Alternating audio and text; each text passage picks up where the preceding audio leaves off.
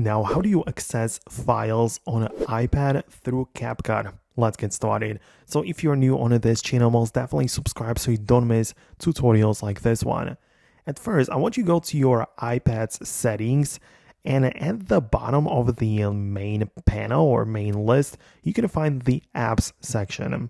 From the apps, look up Capcut, of course, and make sure that the Photos access is set to the full access, meaning that the Capcut application can access your photos and videos and actually work with them, right? Because you might have it set to none, and therefore it will not be able to access it, right?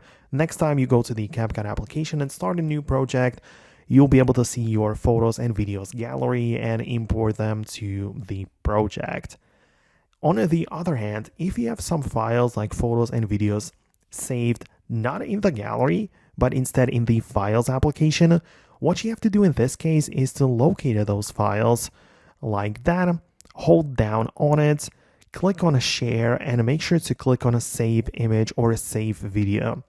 This will move it from the Files app to the Photos app, and therefore Capcut will be able to access and work with those files as well, right? So you can see that you kind of have to do this in between a step, but after you do and after you move it to the Photos app, Capcut will be able to access it and have no problem with that. So let me know in the comments below if it worked for you. Most definitely stay tuned by subscribing, and I'll see you later in the next tutorials as well.